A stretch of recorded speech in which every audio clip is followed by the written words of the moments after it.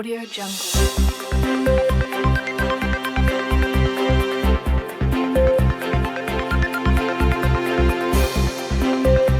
asalaamu calaykum waraxmatullaahi wabarakaatu daawadayaasheeda qiimaha iyo qayaalo meel kastaad joogtaan kusoo dhawaada shabakada wararka ee Seylac 24 waxaanu idiin haynaa caawa borograam khaasa oo ku saabsan degmada Ceelaf Weyn iyo banka ugu weyn Somaliland ee la yidhaahdo Bancade iyo Karamaan waa laba ban oo isu furan oo xilliga barwaaqada iyo xilliga abaartaba ay tahay meel xooluhu ku badbaadaan laakiin xilligan ay ka taagan tahay biyo la-aan abaartuna ay aada u saameysay deegaankan oo ahaa deegaan colaada ay in badan saameyn ku yeesheen 8 sannadood oo ugu dambeysay oo ay ku dagaalamayeen jahbadii dulmadyada carro hogaaminayay iyo boqor buur madow ayaa xilligan waxaa ka taagan abaar iyaduna saameynteeda leh waa deegaan ay isugu soo guureen deegaanada Soomaalida oo dhan intii xoolo haysatay ilaa Puntland baa laga yimi kilalka shanaad baa laga yimi xilliganna deegaankaas wuxuu u baahan yahay gurmad Somalilandna wax gurmada weli umay dirin way adagtay deegaankaas sidiisaba in gurmad gaadho waayo deegaanada kale uu ka fog yahay laakiin waa xilli loo baahan yahay cid kasta oo qayb ka qaadanaysa in loo gurmado xoolaha iyo deegaanada dhulka xilligan jooga loona baahan yahay in la caawiyo dadkaas xooluhu ay kasii dhammaanayaan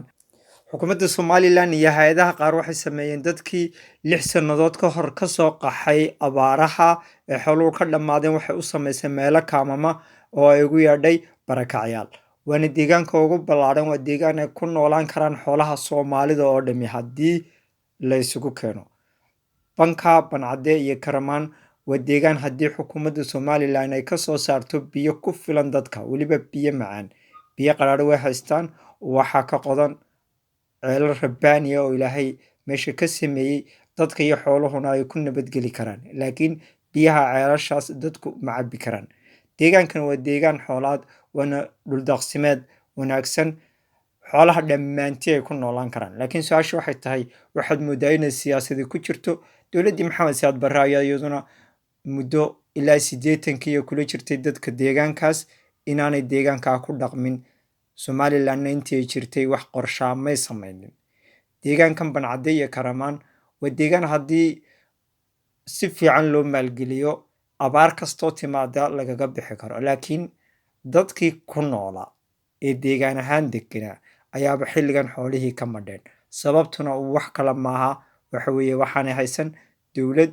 iyo cid kaloo daryeesha ganacsatada deegaankan ayaa iyaguna waxay yihiin qaar Burco iyo Hargeysa kusoo kala maqan inkastoo muddadii ay dagaaladu ugu dambeeyay jireen ee 8 sannadood ay isku khilaafsanaayeen deegaankaas Bancade beesha caare iyo beesha boqor buur madow oo aad Somaliland la wada socoteen mushkiladda uu dagaalkaasi ku keenay haddana Somaliland markii deegaankaasi nabadu ka dhacday wax gurmada oo kale ma geysan waxaana ahayd in ceelal laga qodo waxay ahayd in iskuulo loo dhiso waxay ahayd in goobo waxbarasho laga sameeyo laakiin may samaynin inkastoo aad dadkiina wada yaqaanaa boqor buur madow iyo caare aad miidiyada siyaabo kala duwan ula socotaan laakiin deegaankaas ma aha deegaan magacoodana wax ku hela jamhuuriyadda Somalilandna waxaad moodaa inaanay deegaanka uba jeedinba wasiirada iyo madaxda Somaliland degmada Ceelaf Weyn waxay tagaan markii doorasho jirto oo keliya marka kalena lama maqlaba dowladdii xukuumaddii Riyaale ayaa iyadu waxay sheegtay inaan Ceelaf Weyn biyo loo haynin laakiin xukuumaddii madaxweyne Siilaanyo waxay isku daday inay biyo ka soo jiido meel u jirta ilaa 30 kilomitir oo lagu qiyaasay ilaa lacag dhowr milyan inay ku baxayso oo biyo macaana taana may samaynin welina waa la sugayaa ilaa 5 sannadood baa biyaha la sugayaa ceelka halkan idinka muuqda waa ceelka Ceelaf Weyn oo xilliga barwaaqada buuxsama wasiiro xukuumaddii hore xukuumadda Somaliland ka tirsan iyo madaxweyne ku-xigeenkii baa dul taagan waa ceel aan gu iyo jiilaal go'in laakiin waa ceel u baahan iminka haddii ay abaar timi in la qodo oo laga safeeyo inta uu ay ciidu qarisay iyo digadu waxaa la sheegaa inaan guntiisa cidi gaadhaynin cid ogina aanay jirin laakiin haddii la daryeelo biyihiisu macaan maaha laakiin waa biyo qaraadh laakiin xilligan biyaha qaraadh bay dadku ku qasban yihiin oo waabay kasii dhammaadeenba maaha deegaan xilligan booyada haysta oo xukuumadda Somaliland wax gurmada umay dirin waxaanad moodaa kol dee haddaana doorasho jirinna in deegaankani aanu ahayn deegaan ay xukuumaddu xusuusan karto xukuumadda somalilan waxaa loo baahan yahay inay bedesho istaraatiijiyadan ah inay dadka un ka dhex alaacasho laakiin ay qaadato roolkii dowladda ay qaadan jirto oo ay dadka biyo u qodo waayo dadku hadday qodanayaan biyo iyagaaba dowlad noqon lahaa ceelka kale halkan isaguna idinka muuqda waa ceel la yidhaahdo shoodhe waa ceel mahdiya oo isaguna u dhow deegaankii xukuumaddii hore ee somalilan ay burburisay oo isaguna dhanka soo xiga ceelfina u jira ilaa 60 ama 70 kilomitir una dhow deegaanka bohol isaguna waa ceel mahdiya oo xooluhu ay ka cabaan waana biyaha ay geelu jecel yihiin ama xoolahoo dhammi waxaanu ku yaallaa banka kalamaan afkiisa ceelasha sidaasa iyo barwaaqada noocaasi ma sii jiri karaan haddii aanay helin daryeel dowladeed oo xukuumaddu aanay keenin siyaasad ay dadka deegaankaas ee xoolo dhaqatada noloshooda dib ugu soo celinayso in loo furo kaaman barakacyaal kolba marka dadku ay xooluhu ka dhammaadaan taasi waxay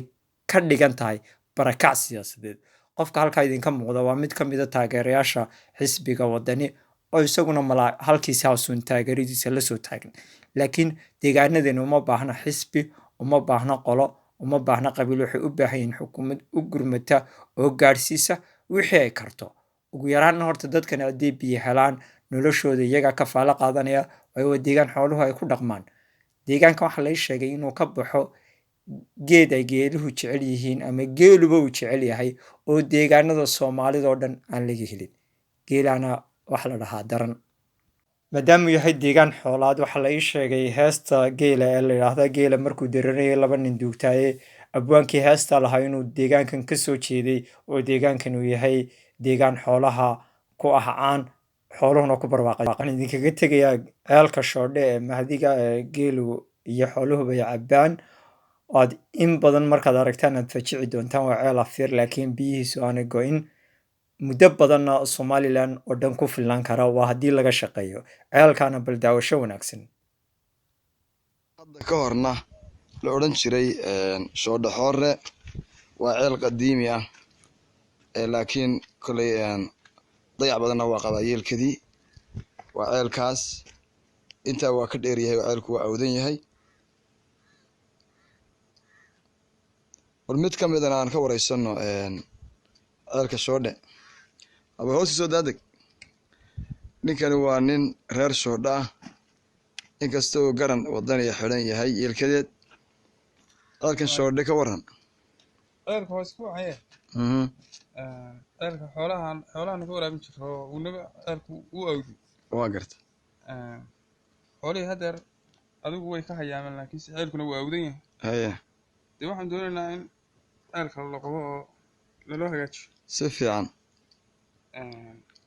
xooluhuna dee hadda way soo noqonayaan oo markii biyo cab gaadho waa kusoo noqonayaan waa imanayaan si fiican iyo niman odagu waa si wanaagsan insha allahu tacaala ceelka nin baynu xil saaraynaa inuu qofka idinka saaro waa nin la yidhaahdo cabdiraxmaan saalax jawte insha allah isaga ayaan oran doonaa ceelka maadaama uu yidhi ceelkii shoodhe aad bay indhaha igu doonayeen inaan arko isaga ayaanu insha allahu tacaala ka doonaynaa inuu ceelka uu isagu qodo